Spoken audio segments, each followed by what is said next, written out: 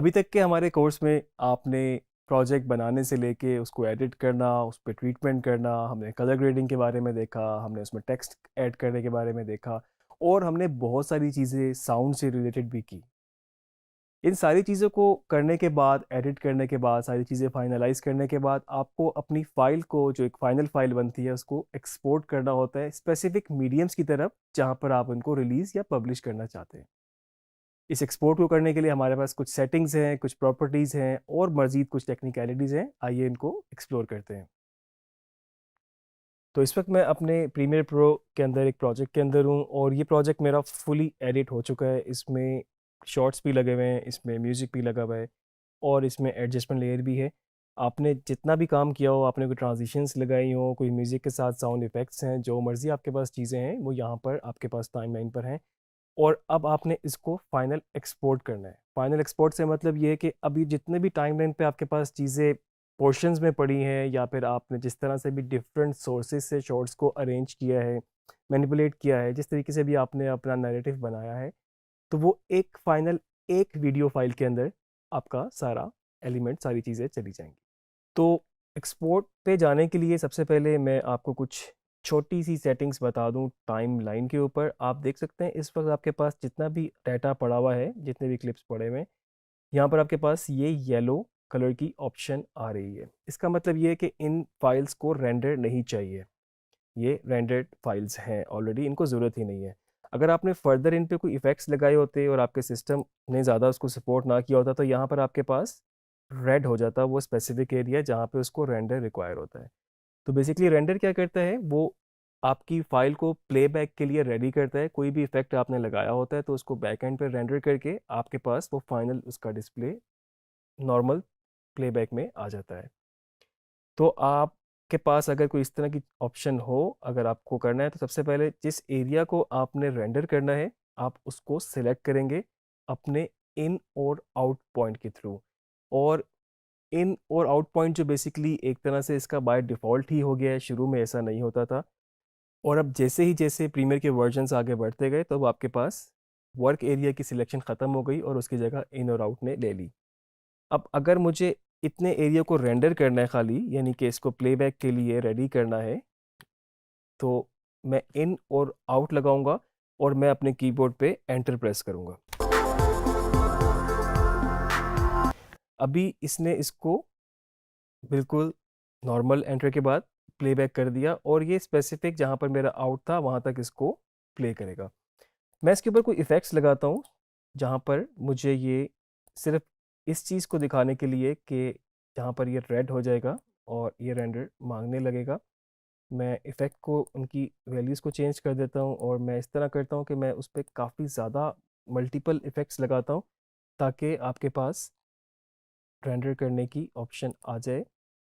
अभी आपका सिस्टम जितना बेहतर होगा उतना वो उसको सपोर्ट करता जाएगा और जहाँ पर उसको की वैल्यूज़ को चेंज करते हैं और मैं डिफरेंट इफ़ेक्ट लगा लेता हूँ इस पर। तो आप देख सकते हैं कि इस वक्त मैंने 3-4 इफ़ेक्ट लगा दिए। ये सिस्टम ऑलरेडी काफ़ी अच्छा है, इसमें ग्राफिक्स कार्ड भी है और इसकी रैम भी बेहतर है, प्रोसेसर भी बेहतर है। तो इसने हमें बहुत 3-4 इफ़ेक्ट लगाने के बाद इसने इस लाइन को रेंडर किया। अभी मैं इसको प्ले करूँगा, क्योंकि सिस्टम बेहतर है तो ये प्लेबैक आपको सही दे देगा। और ऑब्वियसली ये इफ़ेक्ट लगाए हमने तो उसने इसकी लुक अजीब सी कर दी है, हमने रैंडमली लगाए थे इस वक्त। लेकिन इस एरिए पे जाके इन और आउट जो लगा हुआ है, अगर अब मैं जाके एंटर प्रेस करूँगा तो आप देख सकते हैं आपके पास एक रेंडरिंग की विंडो खुल गई है और वो फर्दर इसको आगे आपके प्रीव्यू के लिए रेडी कर रही है।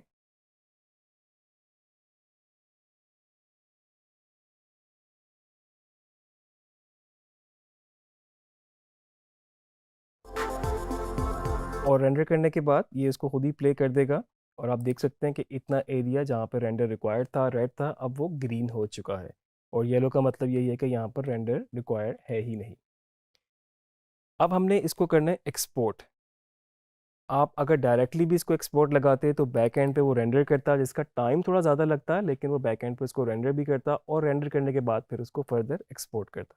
एक्सपोर्ट करने के लिए भी हमारे पास एक तो ऑप्शन मौजूद है कि हम पूरी टाइमलाइन को एक्सपोर्ट कर दें, जितनी भी चीज़ें उसके अंदर और अगर हमें सिलेक्टिव एरिया को करना है, क्योंकि आपके पास यहाँ पर रफ चीज़ें भी हो सकती हैं आगे, जो कि नॉर्मली आपके एडिटिंग के वर्क फ्लो में चीज़ें ऐड हो जाती हैं जो कि आप यूज़ नहीं कर रहे होते, लेकिन आपने उनको एज अ रेफरेंस रखी होती हैं। तो इसके लिए क्या है कि आपको इन और आउट पॉइंट लगाना होगा जिस एरिया को आपने एक्सपोर्ट करना है। तो हमने बिल्कुल शुरू से करना है। मैं होम की से बिल्कुल ऊपर टॉप पे जा सकता हूँ, यहाँ पर इन पॉइंट लगाऊंगा और जहाँ तक मुझे चाहिए मैं एक फ्रेम अंदर करूँगा, क्योंकि वो एक फ्रेम एक्स्ट्रा आपको आगे ब्लैक में एक्सपोर्ट कर देगा। यहाँ पे मैंने लगा लिया आउट पॉइंट। और फर्दर इसको चेक करने के लिए मैं शिफ्ट आई और शिफ्ट ओ से देख सकता हूँ। टाइमलाइन मेरी सिलेक्ट होना ज़रूरी है। शिफ्ट आई से मैं इन पॉइंट पे जाऊँगा, शिफ्ट ओ से मैं आउट पॉइंट पे जाऊँगा। आपने देख लेना है, जूम इन करके बेशक देख लें, क्योंकि नॉर्मली जब आप आउट के लिए बिल्कुल इस पॉइंट पर आते हैं, यहाँ पर आप आउट लगाएंगे तो एक फ्रेम एक्स्ट्रा ब्लैक ऐड हो जाएगा। तो लास्ट में आपको एक फ्रेम उसको अंदर रखना है और यहाँ पर आपने ओ की को दोबारा प्रेस करना है। तो इन आउट हमारा ये जो लगा हुआ है, इसके बाद हम इसको जब एक्सपोर्ट करेंगे उसके लिए हमारे पास फाइल मेन्यू में जाएंगे और एक्सपोर्ट की ऑप्शन मौजूद है। इसकी शॉर्ट की भी साथ लिखी हुई है, Ctrl+M।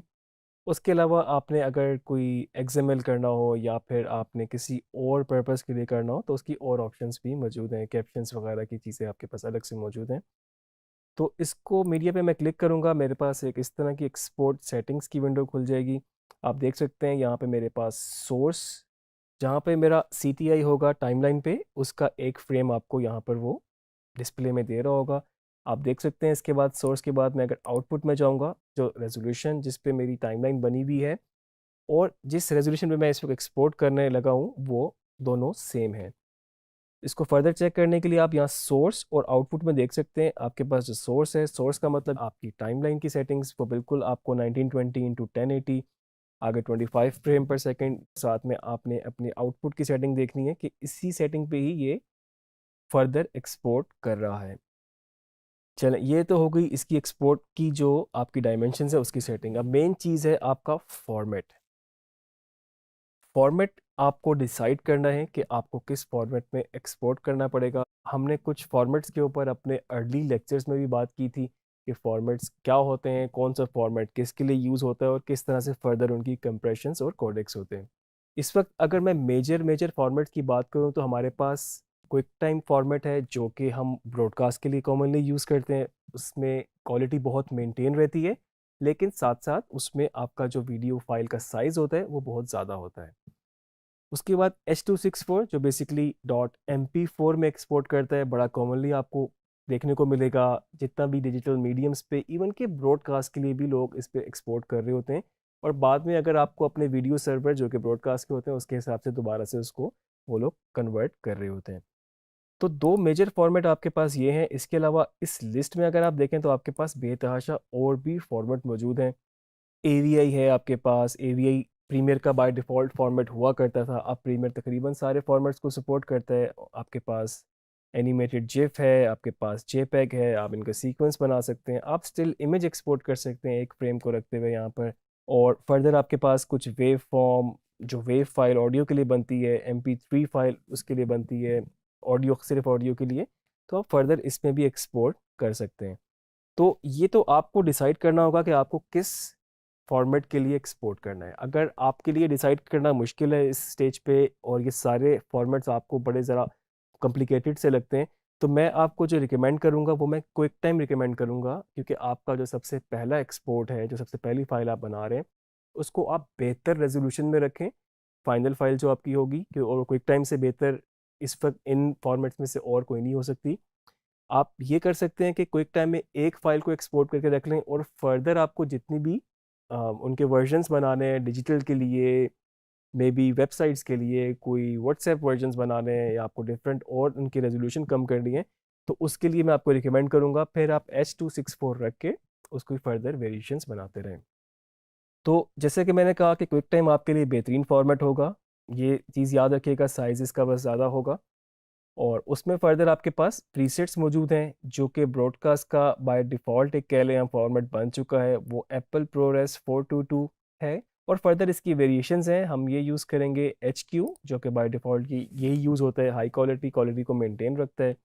इसके नीचे हमारे पास आउटपुट नेम है, जो कि इसको हम चेंज कर सकते हैं। हम इसको क्लिक करेंगे आप अपना जहाँ पर प्रोजेक्ट लेके चल रहे थे आप उस तरफ ही उसको रख के, जैसे कि हमने बताया था अलग हम फोल्डर्स बनाते हैं, तो हम एक एक्सपोर्ट का फोल्डर भी बना लेंगे ताकि आपको पता हो कि जो फाइनल आपकी एक्सपोर्ट की हुई फाइल है, जो आपका फाइनल प्रोजेक्ट है वो इसके अंदर एक्सपोर्ट होगा।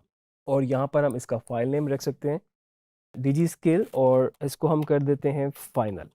फाइनल एक्सपोर्ट हो रहा है तो इसलिए हमने इसका नाम भी फाइनल रख दिया है। और यहाँ से आप सेव पे क्लिक करेंगे। अभी भी एक्सपोर्ट होना शुरू नहीं हुआ, फर्दर और भी ऑप्शंस मौजूद हैं, कुछ इसमें इफ़ेक्ट्स हैं जो कि बाय डिफ़ॉल्ट कोई कलर लेट वगैरह ओवरऑल सब पे आप ऐड कर सकते हैं। मैं आपको रिकमेंड नहीं करूँगा क्योंकि वो सब पे एक ही इफेक्ट लगाता है। क्रॉप की कुछ ऑप्शंस होती हैं वो भी मैं आपको बिल्कुल रिकमेंड नहीं करूँगा। आपको जो भी इस तरह की चीज़ें करनी है वो आप टाइमलाइन पे फिजिकली उसको करेंगे ताकि उसके रिजल्ट्स आपके सामने रियल टाइम में आते रहें। फर्दर वीडियो की ऑप्शन है आपके पास, हम यहाँ से प्रीसेट चेंज कर चुके हैं तो उसने यहाँ पर वीडियो कोडेक में इसको चेंज कर दिया है, हमें ज़रूरत नहीं है यहाँ पे इसको फर्दर चेंज करने की। आपके पास कुछ सेटिंग्स हैं, क्वालिटी 100% है, ये आपको रेजोल्यूशन बता रहा है जो कि आपके प्रीसेट की वजह से ऑलरेडी यहाँ पर डिसाइड हो चुका है। और आपके पास further frame rate, field order, aspect ratio वगैरह इसमें शामिल है। अगर आप अपना फॉर्मेट सही सिलेक्ट कर लेंगे और साथ में प्रीसेट सही सिलेक्ट कर लेंगे तो आपको ज़्यादा उनमें डिफरेंट सेटिंग्स में नीचे चेंज करने की ज़रूरत नहीं है।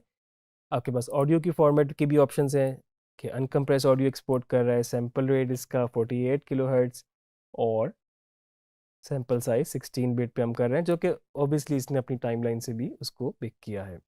फर्दर इसके नीचे आपके पास कुछ सेटिंग्स मौजूद हैं, यूज़ मैक्सिमम रेंडर क्वालिटी, अगर आप इसको क्लिक कर देंगे, जो कि क्विक टाइम में आपको बेसिकली इसको ज़्यादातर यूज़ करने की ज़रूरत पेश नहीं आती, वो ऑलरेडी इसको बेहतरीन क्वालिटी में करता है। आप इसको इंपोर्ट कर सकते हैं प्रोजेक्ट में, एक्सपोर्ट होने के बाद डायरेक्टली इंपोर्ट हो जाएगा अगर आप इसको चेक करें। और आपके पास फर्दर कुछ ऑप्शंस हैं, यूज़ प्रॉक्सीज़ है, यूज़ प्रीव्यूज़ है, अगर आपने प्रॉक्सीज़ पे काम किया हो तो प्रॉक्सी पे एडिट करेगा, एक्सपोर्ट करेगा उसको। रेंडर अल्फ़ा चैनल, अगर आपके पास कोई इसमें ट्रांसपेरेंट ऑप्शंस हैं, ट्रांसपेरेंट लेयर्स हैं, टाइम कोड भी आप इसमें डिसाइड कर सकते हैं, जो कि बाय डिफ़ॉल्ट आपका शुरू से लेके एंड तक आपका ज़ीरो से शुरू करता है और जहाँ तक फाइल जा रही है टाइम कोड को वहाँ पर वो लेके जाएगा। फर्दर आपके पास यहाँ पर ऑप्शंस हैं नीचे, और क्यू की ऑप्शन से ये आपका जो एक्सपोर्ट है जितना इन और आउट एरिया है वो क्यू हो जाएगा एक और सॉफ्टवेयर के अंदर जो कि अडोबी क्रिएटिव क्लाउड का हिस्सा है, इसका नाम है मीडिया एनकोडर। आगे और लेक्चर में हम मीडिया एनकोडर को अलग से देखेंगे, डिस्कस करेंगे इसके ऊपर। फर्दर आपके पास एक्सपोर्ट की ऑप्शन है, एक्सपोर्ट को क्लिक करने से ये फाइल आपकी जहाँ पर आपका एक्सपोर्ट का फोल्डर हमने बनाया है, जहाँ पर हमने इसको यहाँ पर पाथ दिया, ये वहाँ पर इसको एक्सपोर्ट कर देगा। और इन सब को अगर आपको कैंसिल करना है तो आप यहाँ से कैंसिल सेलेक्ट कर सकते हैं। जैसे कि मैंने आपको स्टार्ट में बताया था कि आपको इन और आउट लगाना पड़ता है, तो यहाँ पर आपके पास ये ऑप्शन भी मौजूद है कि सोर्स रेंज, बाय डिफ़ॉल्ट इसमें इन और आउट ही होता है।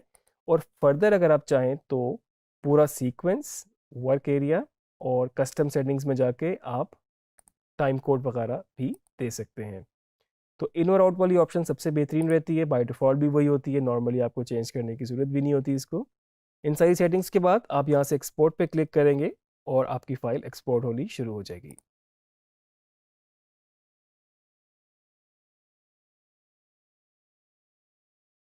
तो एक्सपोर्ट होने के बाद, कंप्लीट होने के बाद वो एक्सपोर्ट वाली विंडो ऑटोमेटिकली चली गई यहाँ से। अब हम उस फाइल को चेक कर लेते हैं, डबल क्लिक करूँगा, मैं इसको इंपोर्ट करूँगा प्रीमियर में, और जहाँ पे हमने इसको एक्सपोर्ट की थी, एक्सपोर्ट में ये फ़ाइल हमारे पास इस वक्त पड़ी है। इसको हम ओपन करेंगे, यहाँ से इंपोर्ट हो जाएगी और इसके बाद मैं इसको टाइमलाइन पे लाके देख सकता हूँ। इसको जितना भी हमारा एडिट था वो एक्सपोर्ट हो चुका है, और ये जितने भी कट्स थे वो ख़त्म हो गए हैं, जितनी भी एडजस्टमेंट लेयर थी, जो भी टेक्स्ट के इफेक्ट थे, वो सब आपके पास सिंगल एक फाइल हो गई है।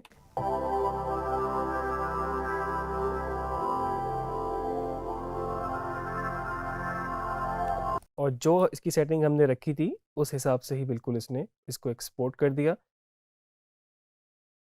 आप फर्दर प्लेबैक करके चेक कर सकते हैं एक दफ़ा इसको, और अपने नॉर्मल मीडिया प्लेयर्स के अंदर भी इसको करके देख सकते हैं। तो इस लेक्चर में हमने जो बेसिकली अभी देखा, हमने एक क्विक टाइम फॉर्मेट में एक्सपोर्ट किया। आपको जो फर्दर रिक्वायरमेंट होती है आगे आपको डिफरेंट फॉर्मेट्स में करनी होती है, और डिफरेंट फॉर्मेट में करने का मकसद ये होता है कि आगे जिन मीडियम्स पे आपने अपनी फ़ाइल को भेजना है वो डिफरेंट मीडियम्स हो सकते हैं, जिसमें कोई डिजिटल मीडियम हो सकता है, जिसमें कोई और ब्रॉडकास्ट का मीडियम हो सकता है। तो जिस तरीके से आपने इसको पब्लिश करना हो, ब्रॉडकास्ट करना हो, रिलीज़ करना हो, आप उसी सेटिंग पे एक्सपोर्ट करते हैं। क्विक टाइम पे हमने इसको बाय डिफ़ॉल्ट करके देख लिया था ताकि हमारे पास एक फ़ाइल जो मास्टर फ़ाइल एक्सपोर्ट होगी वो बेस्ट रहे। नेक्स्ट लेक्चर में हम देखते हैं कि हम और इसकी अगर वेरिएशन बनानी हो, इसकी रेज़ोल्यूशन को भी चेंज करना हो और एस्पेक्ट रेशियो भी बराबर रखनी हो, तो हम वो किस तरह से करेंगे, MP4 में किस तरह से करेंगे, क्वालिटी को मेंटेन रखते हुए साइज़ किस तरह से कम करेंगे, तो हम नेक्स्ट लेक्चर में इसको देखेंगे।